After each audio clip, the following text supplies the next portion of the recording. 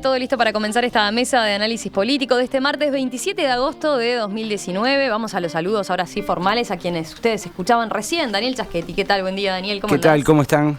Muy bien. Federico Irazábal, ¿cómo anda, Federico? Buen día para todos. Fernanda Boidi, ¿cómo anda, Fernanda? Muy bien, buenos días. Adolfo Fito Garcé, ¿cómo le va? ¿Qué tal? ¿Cómo están? ¿Todo bien? Todo bien, por suerte. Bueno, vamos al primer tema que nos planteamos para hoy. Parece casi un consenso. El próximo presidente de la República no contará con mayorías parlamentarias. La gobernabilidad, entonces, será todo un desafío, tanto en el caso de que el Frente Amplio permanezca al frente del Poder Ejecutivo, como si triunfa uno de los partidos tradicionales. El sábado pasado, en su columna del Observador, Óscar Botinelli recordaba que el oficialismo no tiene experiencia de gobierno en coalición con otros lemas, en tanto, en la oposición, sí han pasado por esa instancia el Partido Nacional y el Partido Colorado, pero en épocas en que los que encabezaban figuras políticas que hoy ya no están en actividad, salvo Julio María Sanguinetti. Entonces, ¿qué puede esperarse para 2020? ¿En qué medida los candidatos de los partidos están incorporando este factor de incertidumbre en sus discursos de campaña? Bueno, por ahí va el análisis de hoy, ¿no? ¿Quién quiere empezar? Yo. Miro, dale. Muy bien, adelante. Te Daniel. llamaron a tu juego. Bueno, A tu juego te llamaron, he estudiado sí. algún tiempo este asunto. No, a ver, lo primero. En Uruguay, primero las reglas, ¿no? En Uruguay el presidente no tiene mucho poder como tiene en otros países, Brasil, Colombia, Argentina, Chile. O sea, no tiene poder de decreto. Cuando digo decreto me refiero al decreto que es equivalente a una ley. Por lo cual tiene que pasar necesariamente por el Parlamento si quiere cambiar las políticas públicas, ¿no? Si quiere modificar el status quo. O sea, en Uruguay se gobierna por ley. En segundo lugar, en Uruguay los ministros son responsables políticamente ante el Parlamento y por tanto se les sugiere a los presidentes nombrar personas que por sus capacidades o filiación política o lo que sea, cuente con un respaldo mayoritario. Ese es un respaldo implícito que se supone. De lo contrario, el Parlamento tiene herramientas para interpelarlo e inclusive censurarlo. Por lo cual, este esquema, estas reglas de juego obligan a los presidentes a tratar de conseguir mayorías, ¿no?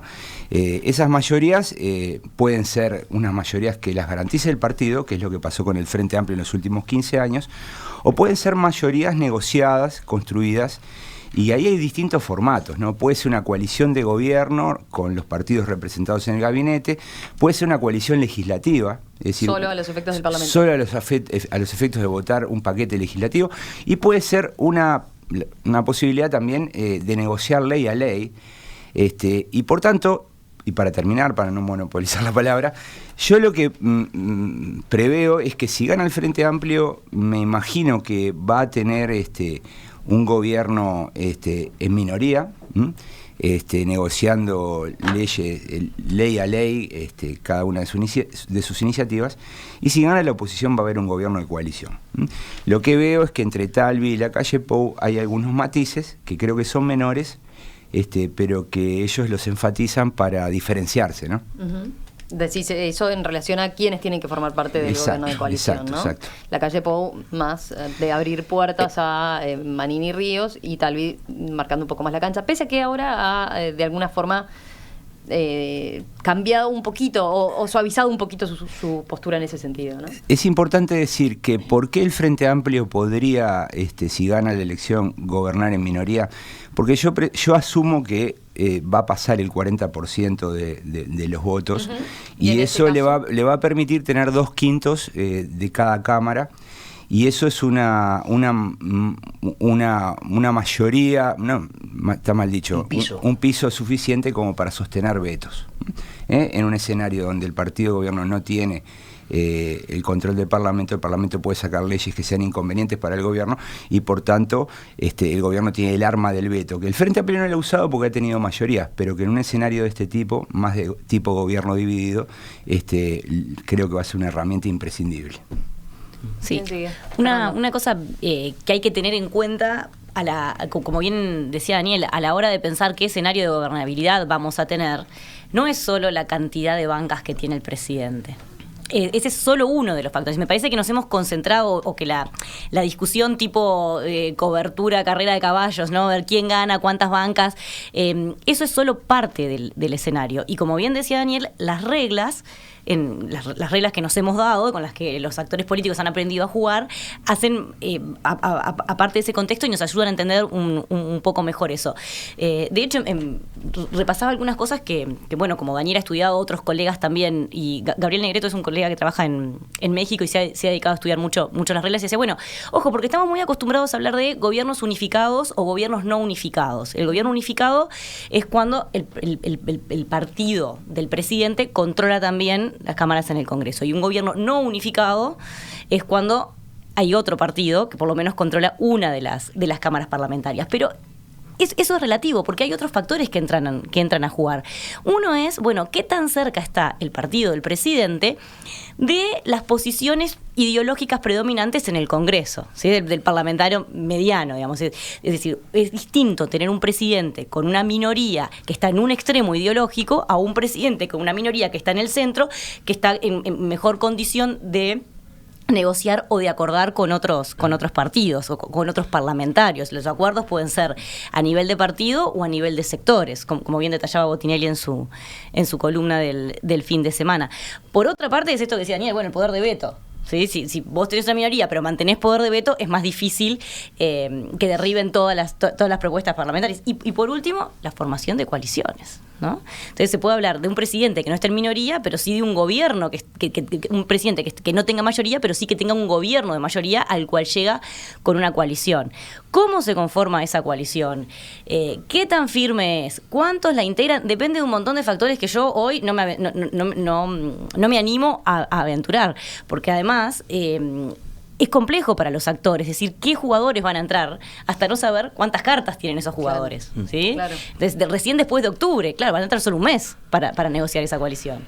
Pero igual, por primera vez en estos últimos periodos, la idea de la coalición está ahí, está ya conversada de antemano. Hace un año que venimos hablando, o se viene hablando, sí, de la necesidad de una coalición, pero también es una coalición que en parte ha perdido cierta gracia, ha perdido la expectativa. Todos ya sabemos cómo va a estar conformada. Es decir, que en otros casos puede pasar que haya algunos de esos jugadores que se reserven a la etapa entre la primera vuelta y el balotaje para definir sus apoyos. Ese un poco había sido, tal vez en un principio, el rol que muchos le habríamos asignado, por ejemplo, al Partido Independiente, de poder jugar con esa mayoría, porque hay otro aspecto importante de estas nuevas reglas, ya no tan nuevas, que se ha dado el sistema, que vuelve a la elección o a la conformación del Parlamento un aspecto muy importante dentro del calendario electoral, que antes de alguna manera iba en el mismo día, iba en simultáneo con la elección del presidente y por lo tanto perdía cierta relevancia. Hoy hay actores que están claramente apostando y su discurso y toda su estrategia va a obtener un lugar en el Parlamento, ¿no? A parlamentarizar la elección. Sí, no, porque yo creo que después de octubre va a haber que parlamentarizar la elección y empezar a hablar de cómo se van a conformar los gabinetes, ¿no? Bueno, es la otra moneda de intercambio. Para los que estén en una posición de mayor posibilidad de negociación, apelarán a algún lugar después en los puestos de designación directa, como el caso de la formación del gabinete. Pero a lo que voy en este caso es que ya conocemos de antemano esa composición, perdemos esa incertidumbre que muchas veces se da, sobre todo en los regímenes parlamentarios, ¿no? Donde uno dice, bueno, se va a formar gobierno, y bueno, ¿y quiénes van a entrar en la coalición? Y a veces terminan habiendo combinaciones inesperadas o combinaciones hasta por lo menos poco lógicas desde un punto de vista ideológico, político, como unas últimas que ha habido en Alemania, donde los verdes, los liberales y los socialdemócratas gobiernan, después se suman, los demócratas cristianos, verdes y liberales, por un lado. Entonces, eso también obliga a un juego complejo de administración de tensiones, de concesiones entre los distintos actores, pero que en este caso, le vuelvo a insistir, que en el caso del escenario uruguayo, ya es como relativamente anticipado, conocido. Sí. Che, me parece muy bien hablar de gobernabilidad porque se habla un poco, o analizamos, o hemos analizado, incluso hemos escuchado políticos hablar de escenarios de gobernabilidad si gana la oposición. Pero hemos hablado mucho menos de gobernabilidad si gana el Frente Amplio. Se habla poco. A mí me parece fantástico que hablemos mucho de políticas públicas, de programas, ¿no? De si hay o no hay, como se maneja en el escenario electoral, 2 proyectos de país en pugna, etcétera, etcétera, qué hacer con el déficit fiscal, con los impuestos, la mar en coche. Pero también es importante hablar más de la gobernabilidad, y creo que hay que hablar más de la gobernabilidad y que hay que pedirle a los dirigentes del Frente que expliquen cómo se imaginan la gobernabilidad si gana el Frente. Si gana el Frente, la gobernabilidad no es imposible, solo que es un escenario novedoso para el Frente Amplio, yo diría conocido por el Uruguay y muy conocido en el mundo. Claro. ¿No? Lo que pasa es que nos hemos mal acostumbrado hace 15 años que no nos acordamos. En el mundo. Y ríspido en la previa. Sí, sí. En Estados Unidos el gobierno dividido tiene toda una tradición, saben cómo manejarse. En Uruguay los partidos tradicionales vivieron esta experiencia de presidentes en minoría. La más reciente fue la de Sanguinetti, ¿no? Bueno, después cuando Jorge Valle se quedó solito, ¿no? Pero digo, todo también, un periodo, ¿no? Sí, pero todo un periodo, ¿no? 60 meses gobernando en minoría. Un presidente sin mayoría parlamentaria, un partido en el entorno del 40%, como decía Chaschetti. Eso lo conocimos con la primera presidencia de Julio María Sanguinetti. El país funcionó. Sí. El presidente padeció, no hay la menor duda, ¿no? A veces había coaliciones entre el Frente Amplio y el Partido Nacional, los sectores del Partido Nacional. En fin, no le resultó sencillo, pudo gobernar. O sea, me parece muy bien hablar de gobernabilidad, examinar un poco más a fondo la gobernabilidad en caso de que gane el Frente Amplio. Y en caso de que gane la oposición, el país tiene una experiencia enorme primero de coparticipación, de cogobierno, de coaliciones entre blancos y colorados, ¿no? Si acá estuvieran Pepe Rila, Gerardo Caetano, nos dirían, este es el país del cogobierno. Desde los viejos tiempos. Desde el siglo XIX, colorados y blancos en distintos formatos han compartido responsabilidades de gobierno. Sin ir tan lejos, y tiro este dato y paso la posta, desde el 85 al 2004, 65% de los meses, colorados y blancos han gobernado en formatos de coalición. O una coalición sólida, perfecta y sonriente, casi sin tensiones, la de Sanguinetti con Volonté, la segunda presidencia de Sanguinetti, o coaliciones distintas, ¿no? Con sectores de un partido apoyando al partido del presidente, coaliciones minoritarias, pero coaliciones blancas y coloradas o coloradas y blancas, en cualquier caso. Entonces, hay mucha experiencia de cooperación entre colorados y blancos en la historia y en el pasado reciente. Y octubre determina. ¿Cuántos serán? Si gana la oposición, ¿cuántos socios estarán en esa coalición? Lo determinará octubre. Para la oposición, lo deseable es el escenario de Talvi, una coalición solo de 3. Claro. Ahora, con los números de hoy, lo más probable es el escenario de la calle Pou. 4 o 5 en una coalición, además de líderes, en su inmensa mayoría, nuevos. Ahí por lo menos Cosa para la que no Cámara es fácil. Alta, ¿no? Para tener mayoría también en el Senado. Por eso es que, los números hoy le darían a Manini seguramente para tener un lugar ahí, ¿no? Exacto, Sí. que lo precisen o no dependerá de cuántos votos. Fíjate que ahora en este momento colorados y blancos y el Partido de la Gente tienen 14. Electos en el 2014 por el lema Partido Nacional y por el lema Partido Colorados fueron 14. Con 15 más el vicepresidente, o sea, con uno más que sumen colorados y blancos, están en la mayoría en la Cámara Alta. Tan imposible el escenario de la calle, de Talvi no es. Mirado los números de 2014, si mirás las encuestas, es muy difícil. Me quedé pensando en eso que decía Fito es cierto que venimos hablando mucho de la coalición en la oposición, claro, pero no en el oficialismo, no lo hemos incorporado al debate y a la agenda. Si se da el escenario que dice Daniel, acuerdo por acuerdo de leyes, no habría mayor problema. Si no, yo quiero recordar dos cosas. Mira, lo primero es que el Frente Amplio ya estuvo en la Cámara Baja un año entero sin mayoría. Y eso lo hemos estudiado en profundidad. Cuando renunció Gonzalo Mujica. Sí, y eso tuvo un costo realmente importante porque retrasó toda la agenda de gobierno. O sea, nosotros tenemos un índice que se llama tasa de eficacia del Poder Ejecutivo, es decir, que calcula el porcentaje de proyectos que el Ejecutivo manda al Parlamento, y esa tasa se estacionó, o sea, dejó de crecer. Lo que normalmente sucede es que esa tasa va creciendo porque hay un montón de leyes que se van aprobando, sobre todo leyes de menor relevancia, pero en ese año se frenó completamente.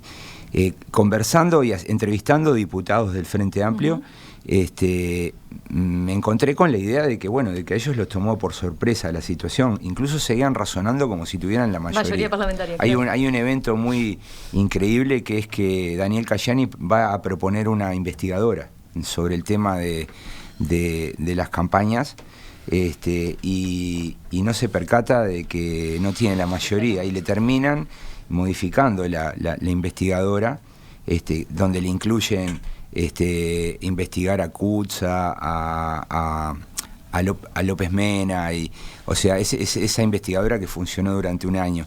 Entonces, como que a los diputados les costó darse cuenta de cómo funcionaba. La ley de la rendición de cuentas, que es como la ley principal de cada año, les obligó al Frente Amplio a desglosar más de 20 artículos. Y ahí negociaron con Fernando, ¿no? Con Sí, Fernando Mader. pero 20 artículos dejaron por el camino. Los transformaron en proyecto de ley y los siguieron negociando, y algunos comenzaron a pasarse recién cuando recuperó la mayoría. Quiero aclararle a la audiencia, la perdió la mayoría porque Gonzalo Mujica se fue del Frente Amplio, y él devolvió la banca un año más tarde, y ahí entró la diputada, la más joven. Manuela Muti. No, Betiana Díaz. Betiana Díaz. Perdón. Entonces, ahí recuperó la mayoría. Entonces, yo creo que el Frente Amplio se dio cuenta de que no es simple. Hay que tener buenos negociadores, y yo creo que eso está diciendo todo el tiempo Mujica y algunos más. Ahí hay un factor también generacional, ¿no? Creo que lo planteaba Botinel en su columna el sábado, de la experiencia que puede haber detrás de los legisladores del Frente Amplio, ¿no? Hay muchos que están acostumbrados son de estos últimos gobiernos donde han tenido mayoría parlamentaria y no tuvieron... Aplicar el acelerador. Claro, y no Sí. tuvieron aquella experiencia de negociar siendo oposición, ¿no? Sí, lo otro es que, mirá, hace unos años publicamos un artículo con Ernesto Calvo, que es un politólogo argentino que trabaja en la Universidad de Maryland, donde estudiábamos cómo funcionaba el proceso legislativo en Uruguay en distintos formatos, ¿no? Y nosotros lo que encontramos es que, bueno, obviamente, encontramos algo que es de perogrullo, pero que lo demostramos empíricamente, que es que habiendo un gobierno de mayoría, vos tenés que pasan más leyes a más velocidad. Cuando tenés una coalición, se retrasa. Podés sacar un paquete legislativo, pero se retrasa el tiempo de procesamiento. Y cuando estás en minoría, las tasas caen abruptamente. Entonces, y eso tiene que ver con lo que decía hoy Fernanda, ¿no? Es decir, cuando no hay nadie que tiene la mayoría, comienzan a primar las preferencias del legislador promedio. Entonces todos se tienen que mover al centro y negociar. Y para negociar se necesitan negociadores. Yo digo que esto es muy bueno para el sistema político uruguayo, porque hay como una cierta pereza por negociar, y esto va a obligar a todos los partidos a ir a buscar sus mejores versiones, sus mejores capacidades de reconocer al otro, de entender argumentos, de debatir, de deliberar, en definitiva, ¿no? Entonces yo creo que esta es una etapa más trancada, más conflictiva, pero a la larga va a ser mejor para nuestra dirigencia política, podríamos decir. También en un escenario de repetición de la oposición, ¿no? Digamos, en caso de que ganara el Frente Amplio, hoy la distribución de pesos entre esa coalición opositora aparece distinta de lo que es a la fecha, ¿no? Es decir, va a haber por lo menos más actores. No sabemos. Yo en ese sentido estoy más con la idea de Talvi, ¿no? Viste que Talvi dice, Bueno, vamos a ver el no resultado más, y está luego bien. vemos. No más. Porque, no por más. ejemplo, Distintos. En el Senado tenemos 4 partidos. Y yo tengo la presunción... Bueno, que puede haber 4, Fernanda, sí, está decime bien. vos. Está sí, bien. Va a haber 4, me parece. Es probable. 5, ¿no? 5. ¿No? Con Partido de la Gente. Partido de la Gente.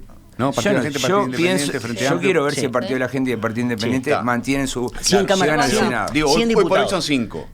Capaz que se pasan No, a ser las 4. encuestas hoy muestran que Son son pensé que 4. decía lo que Son tenían 4. representación parlamentaria. hoy hay 4. No, hoy hay 5. Frente ¿En el Amplio, Senado? Hoy hay 5 en el Claro, Senado. Partido Partido de la Gente, Partido de la Independiente Gente. y los Claro, con otros. uno- El Partido de la Gente Ligado. no consiguió ninguna banca. Bueno. Y es más, depende de cómo la lo va- va. la banca que le robó al Partido Colorado No, lo a lo que expulsaron. voy, ¿Tá? 100 diputados. hoy hay 4. En diputados veo que va a haber Hay 4 algún- partidos. Y yo creo que va a seguir habiendo 4 partidos. En el Senado sí. Está. En Cámara de Diputados es más probable que se amplíe eso. Pero además. Diputado va a ser más distribución- difícil. Va a ser más difícil. Pero además, hoy la distribución de pesos y la proporción que va a tener el Partido Nacional como cabeza, digamos, de la oposición, aparece menor O por lo menos la del Partido Colorado aparece mayor que la que era. Vamos a tener un Partido Colorado con un poco más de peso. Exacto. Vamos a tener un Partido Colorado con un liderazgo renovado. Vamos a tener un Partido Colorado no tan tirado hacia el ala liberal, con un peso de los sectores socialdemócratas un poquito más incipiente, si se quiere. Y vamos a ver al sanguinetismo. Pero, yo tengo dudas. Pero quiero decir que de repente el frente para abrir una negociación y para que se den episodios, por ejemplo, como el que se dio con Amado, con la votación del famoso artículo 15, van a estar más abiertos. Por otro lado, el escenario de la campaña también, en esta suerte de polarización que hay, ¿no? De que, bueno, si vuelven estos se termina todo, y si ganan estos nos vamos a transformar en Venezuela o en Argentina o qué sé yo. Bueno, hace difícil a priori ese escenario para una coalición, ¿no? En definitiva, para que algunos después colaboren o tiendan a participar de un gobierno del Frente Amplio en un caso o de la oposición en el otro. La coalición entre blancos y colorados es perfecta por lo siguiente, porque están superpuestos ideológicamente. Las encuestas que hacemos regularmente muestran que blancos y colorados están más cohesionados entre ellos que el Frente Amplio. O sea, los extremos del Frente Amplio están más distantes que los extremos entre blancos y colorados. ¿No? Entonces, yo diría, una coalición entre blancos y colorados va a ser una coalición sólida. Puede durar 3 años, como dijo por ahí Javier Miranda. Es verdad, porque luego hay incentivos para porque competir. por ahí está machacando el Frente Amplio, ¿no? De decir, bueno, esta coalición no sabemos qué es lo que va a pasar, cómo va a funcionar. Pero van a tener una cohesión de preferencias. Distinto es si entran otros actores.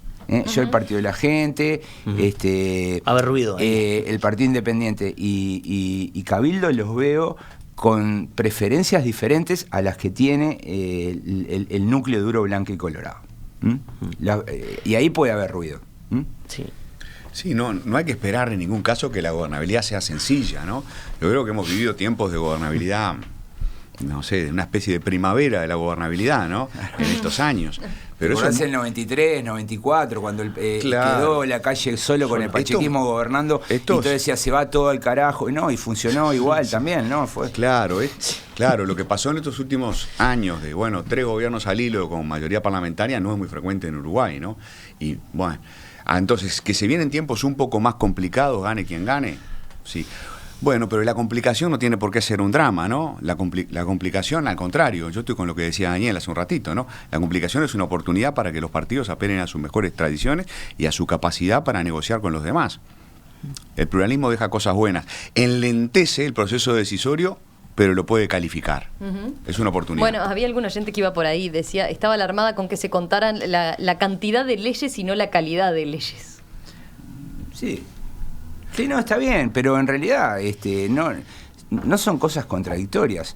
Lo que ocurre es que en los gobiernos del Frente Amplio debe haber habido una decena de leyes con defectuosa redacción, que pasaron por alto recomendaciones de expertos y que terminaron en la Suprema Corte. Pero bueno, nada de eso deja de ser democrático. O sea, las instituciones funcionan y cuando se escriben mal las leyes, la Corte las para. Entonces, porque hay gente que presenta recursos, ¿no? Pero me parece que en realidad no debería verse de manera contradictoria cantidad y calidad.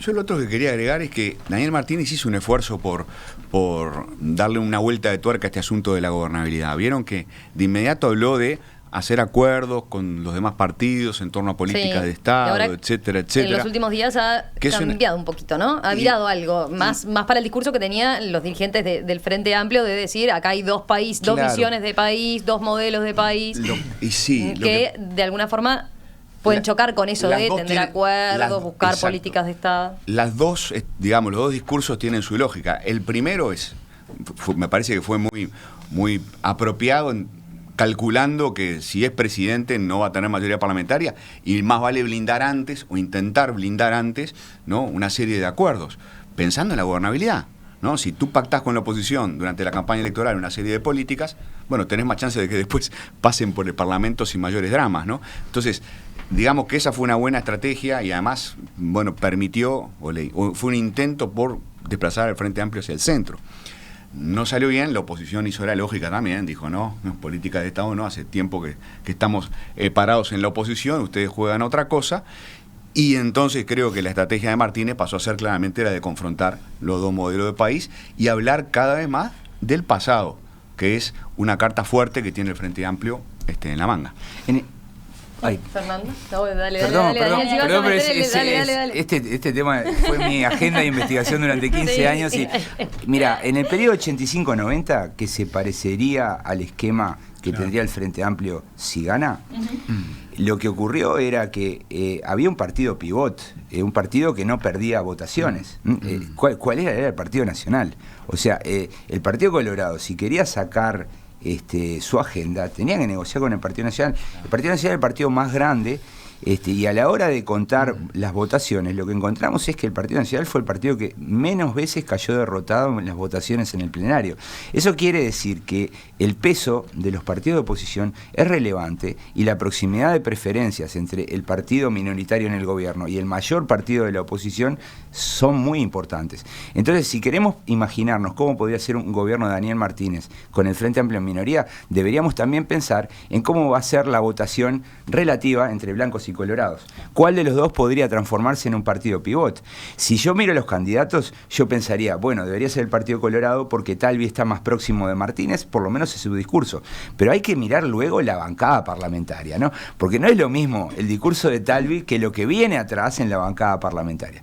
Entonces, ese es un elemento que también vamos a tener que tomar en cuenta. Y yo me imagino que en el Frente Amplio nada de esto lo están imaginando, y que a medida que se acerquen los acontecimientos van a tener que empezar a procesarlo.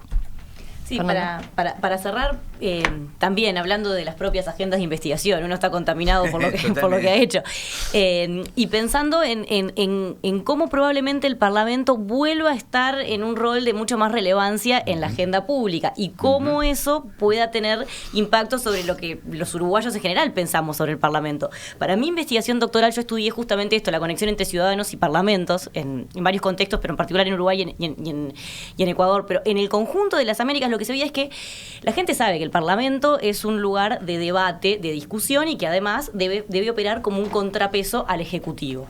¿Ah? Cuando tenés gobierno unificado, eso básicamente no pasa porque tenés un Parlamento que es afín al presidente. Los ciudadanos tienden a confiar más en los parlamentos en la medida que ven que hay cierto debate y que hay cierta puesta de freno al legislativo. Hasta que ese debate y esa puesta de freno es empezada a percibir como excesiva. Entonces, cuando se ve que el Parlamento hace su trabajo, pero demasiado bien, como que se va para el otro lado, empieza a caer la confianza. Entonces hay una relación que es curvilínea. Y ahí empieza a caer la confianza, y bueno, empiezan las crisis y demás. Entonces es bien interesante, para mí al menos, monitorear qué va a pasar con el rol del Parlamento y cómo van a reaccionar los ciudadanos ante lo que pasa en una institución que además está cascoteada, viene deteriorada en la opinión pública en general. Sin duda. Dos apuntes, nada más. Hay un oyente que pregunta, ¿y de Unidad Popular no se acuerdan? Dice, en ningún escenario ninguno está viendo que el Frente llegue con simplemente que pudiendo acordar con Unidad Popular. Estamos mirando el Senado, ¿no? Y ahí está poco lejos. Probable que Unidad Popular llegue al Senado. No, a ver, lo que pasa, el problema es que Unidad Popular puede tener el síndrome del Partido Independiente. O sea, el Partido Independiente nació para ser un partido pivot y tuvo la mala suerte que durante 3 periodos consecutivos había una mayoría. Entonces nadie necesitaba ese partido necesario para conseguir la mayoría. Y yo creo que Unidad Popular podría ser importante si el Frente Amplio, por ejemplo, quedara con 49 bancas, ¿no? Pero como está ubicado en un extremo del sistema, cualquier negociación va a correr, va a mover las políticas hacia la izquierda. Y hay que ver si eso es aceptable por parte del Frente Amplio o por parte de los otros partidos. Por ejemplo, en la Comisión de Vivienda se aprobó un proyecto de ley que creaba una coalición no conectada, donde quienes habían escrito el proyecto era Unidad Popular, era el proyecto de vivienda popular, escrito por Rubio, el diputado Rubio, sí. Y lo apoyó La Calle Pou, Bordaberry, Pablo Mieres, todos le dieron los votos. Cuando llegó al Pleno se aprobó, y luego pasó al Senado y ahí murió. Pero lo cierto es que podría darse el caso que Unidad Popular acompañara algún tipo de solución. No lo veo adentro de una coalición, y no lo veo como un partido pivot decidiendo una agenda de gobierno. Les leo un mensaje de un oyente a propósito del tema anterior. El que viene va por el mismo lado o parecido, pegan el palo, pero Carlos dice, ¿ustedes piensan que todos los sectores del Frente Amplio van a acompañar a Martínez? Porque ahí tenemos otro desafío, ¿no? Un Frente Amplio sin mayorías, o sea, con minorías parlamentarias, pero además sin una bancada fuerte de legisladores que respondan necesariamente a Daniel Martínez, ¿no? Y la ausencia sino por otro lado, un MPP fuerte, un Partido Comunista fortalecido. La ausencia de figuras históricas dentro del frente que puedan operar como verdaderos, ¿no? Como operaron los cabezas de lista en el primer gobierno de Vázquez. No, pero me asombra esta observación, porque esto es lo que tenemos hoy. O sea, Vázquez tiene un gabinete que está a la derecha de la bancada. Y eso genera ciertos conflictos. Un ejemplo, el TLC con Chile. El TLC con Chile, la bancada lo trancó. ¿Quién destrancó el TLC con Chile? El Plenario Nacional del Frente Amplio, y concretamente las bases del Frente Amplio. Eso fue estudiado por Piñeiro, Rosenblatt y Verónica Pérez. Entonces, el punto está en que Martínez va a estar en una situación parecida a la de Vázquez y va a tener que ingeniarse para negociar con estos sectores. El único factor que puede ser diferente es que probablemente tengamos una 1001 más grande que la que tuvo Tabaré Vázquez, y probablemente el MPP sea más chico. Entonces, capaz que eso trae alguna novedad, pero no me imagino algo distinto a lo que tuvo que trabajar Tabaré Vázquez. Una 1001 más grande y con un liderazgo distinto que el que tiene hoy, ¿no? O que el que tuvo anteriormente, no que el que tiene hoy. Sí, pero, digamos, sí. A mí a veces me gusta insistir en que las personas también hacen a la cosa, ¿no? No es lo mismo que estuviera Juan Castillo al frente de la 1001 a que esté Óscar Andrade. Yo sigo pensando que la 1001 la conduce La 1001 es la Castillo, no Andrade. Está bien. Pero el tema es también la capacidad que tiene el presidente, ¿no? para liderar, ¿no? Es decir, Vázquez ya sabemos, ¿no? Vázquez, aunque ha tenido una segunda presidencia bien distinta a la primera, bueno, es como Kessman, ¿no? Kessman es Kessman, Vázquez es Vázquez, ¿no? Y bueno, y entonces llega un momento en que sabe ordenar al partido. Daniel Martínez no lo sabemos, ¿no? El sistema político uruguayo en ese sentido entra en una fase más experimental, porque gane quien gane son líderes nuevos cuya capacidad de construir acuerdos la veremos después en la práctica, ¿no? Lo de Daniel Martínez en estos 2 meses, bueno, abre algunos signos de interrogación. Uno tiene la impresión que Daniel Martínez es extremadamente sensible a las presiones que recibe, ¿no? Cuando las presiones políticas de sus propios compañeros, ¿no? Cuando, bueno, hizo ciertas declaraciones, hay varios ejemplos, ¿no? La Unión Soviética. Sobre las declaraciones, por ejemplo, sobre la Unión Soviética. Bueno, después yo qué sé, no sé, con el tema de Villar, es decir, Daniel Martínez también tendrá que irse forjando como líder. No es fácil dirigir o encabezar. Es ambiguo, ¿no? Porque también le plantó cara a como el Frente Amplio tan heterogéneo, ¿no? Es ambiguo, porque también le plantó cara a Astori y a Mujica, no los consultó a la hora de nombrar a la vice, o sea, es ambiguo. Es ambiguo y en verdad la ambigüedad es mala en política, ¿no? En algunos asuntos hay que ser muy claro, y en esto de cómo negociar y poner la dirección del barco, no. Hay que verlo, exacto.